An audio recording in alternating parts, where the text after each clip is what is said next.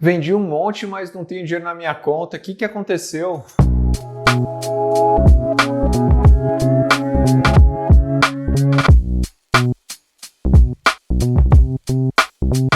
Nos vídeos anteriores eu falei sobre como classificar corretamente os lançamentos, as movimentações aí no seu negócio e como usar o fluxo de caixa. Quais são as características, como eu faço uma análise.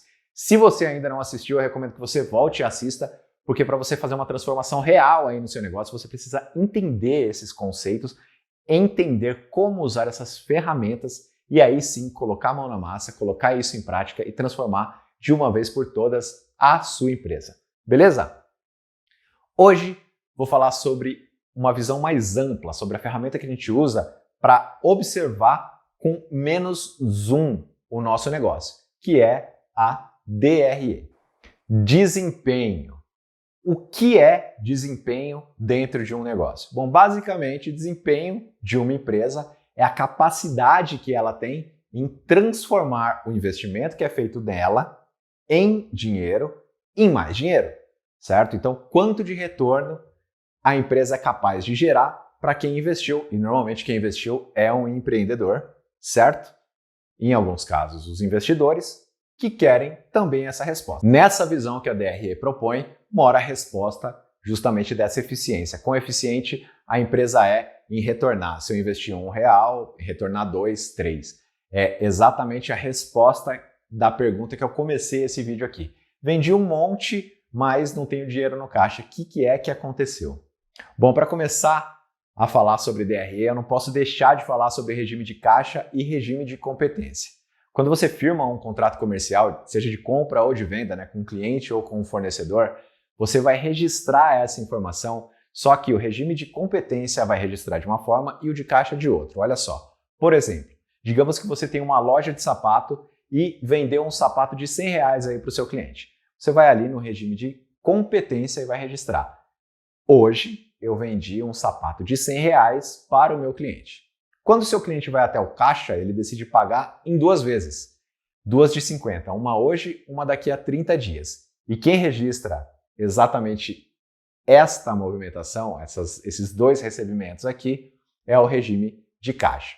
Então percebe só, a mesma movimentação, o mesmo acordo, sob 2 perspectivas, sobre esses 2 regimes, o de caixa e o de competência, vão trazer para você informações diferentes. No de competência você vai ter um acontecimento só na data de hoje no valor de R$100 e no de caixa esse mesmo acontecimento vira 2 recebimentos. Um na data de hoje de R$50 e outro daqui a 30 dias de R$50. Então, muito provavelmente a resposta para a pergunta que eu comecei esse vídeo aqui mora nessa observação. Então, eu vendi um monte, mas eu não tenho dinheiro no caixa. Se você vendeu um monte a prazo, muito provavelmente você vai precisar de dinheiro para fazer o giro do seu capital, para pagar suas contas de curto prazo. Entendeu? Então, essa é a diferença e essa é a vantagem de você observar esses 2 regimes na hora de fazer a gestão do seu negócio. E claro, fazer esse tipo de registro no Granato é muito fácil, se liga. Eu venho aqui, seleciono a receber em 2 vezes, seleciono as datas aqui de vencimento e pronto.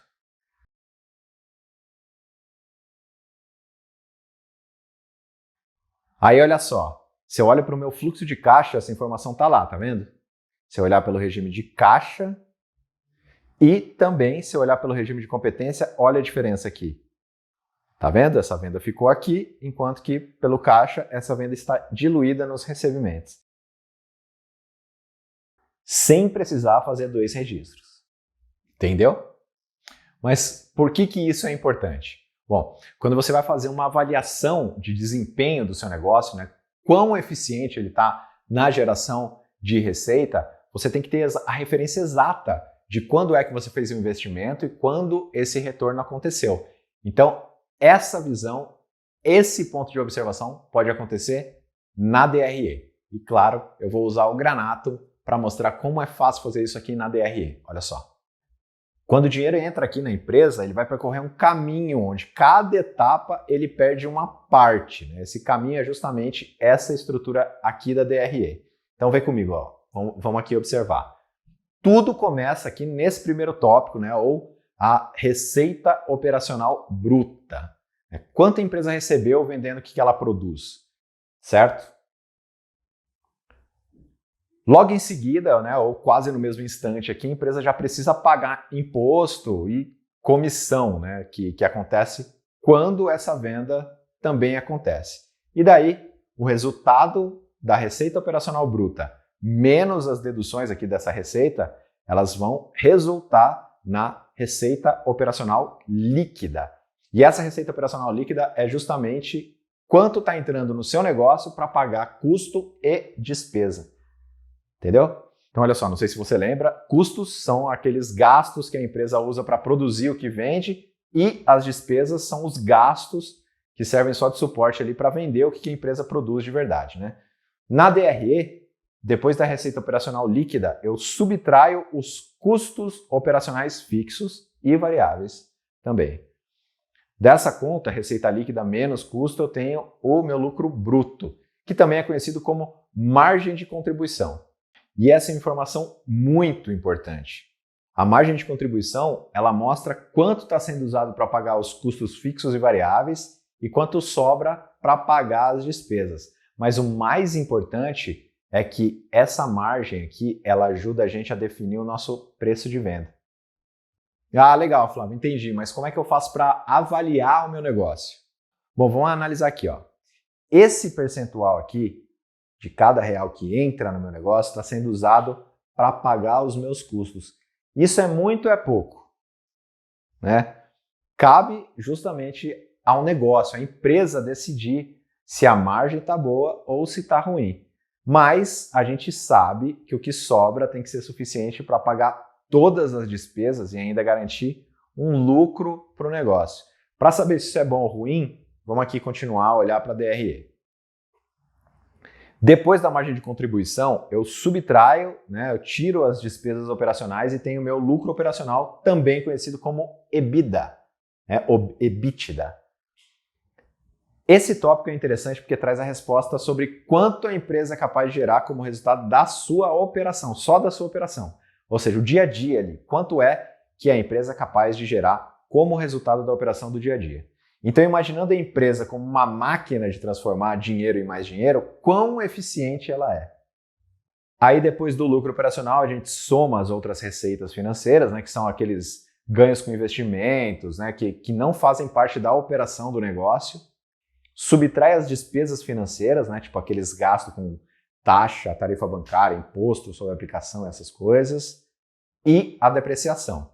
A depreciação é aquela desvalorização que acontece sobre os ativos do negócio, né? Com o passar do tempo, computador, móveis, né, veículos, tudo isso vai se desvalorizando e à medida que o tempo vai passando, a gente tem que registrar essa perda aqui, porque muito provavelmente depois de um período você vai ter que substituir isso que está sendo desvalorizado, seja um móvel, seja um computador.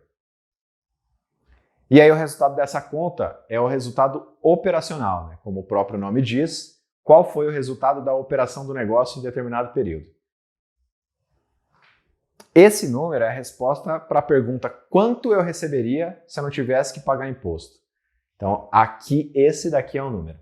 Depois do resultado operacional, então a gente subtrai os impostos e aí sim o lucro real do negócio. Né? Quanto sobra de verdade para a empresa pagar dividendo, né? Dividendo que não é o salário do sócio, né? É o que os rendimentos de quem colocou o dinheiro ali no negócio espera retornar. Né? Então, os acionistas, né, pagar esse dividendo para os acionistas e reinvestir para fazer o negócio crescer. Então, é isso que sobra aqui. Cada um desses tópicos traz uma informação importante sobre o caminho do dinheiro e é possível entender várias coisas sem ter que olhar para detalhe da operação, por exemplo. Dá para analisar também usando números absolutos, mas uma prática muito importante são as análises vertical e horizontal. Com a análise vertical, você pode entender qual é o percentual da participação de cada tópico no resultado do negócio. Por exemplo, você consegue entender aqui nesse exemplo, ó, que esse percentual aqui é usado só para pagar custo. Então, na hora de compor seu preço de venda, por exemplo, você já sabe que esse percentual aqui tem que ser considerado no preço final. Mas se você analisar cada um dos tópicos, vai poder entender a influência de cada um no resultado. E essa é a informação mais importante por enquanto. Já na análise horizontal, a observação é outra. Olha só, pegando um período específico, dá para entender se o negócio está indo bem ou não. Como está o desempenho do negócio ao longo do tempo em cada tópico. A análise horizontal tem a ver com a linha do tempo do negócio. E a linha do tempo também é a base do planejamento. É o tema do nosso próximo vídeo.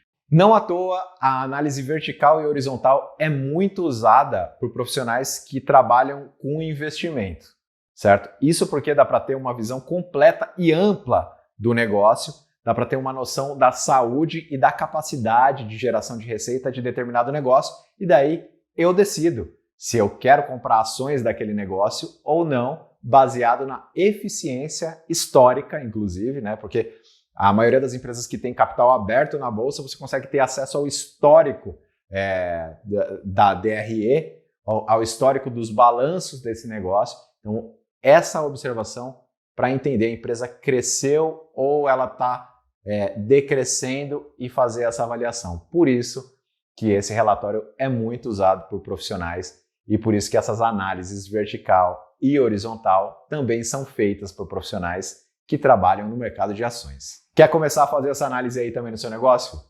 Testa o Granatum lá, 7 dias grátis, para você colocar em prática esses ensinamentos, né?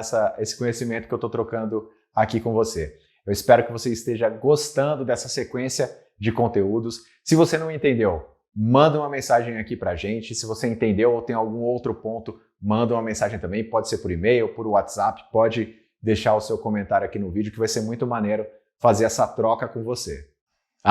E se você conhece alguém que precisa desse conhecimento, compartilhe com quem você quiser, quantas vezes você quiser também, porque isso ajuda bastante a gente.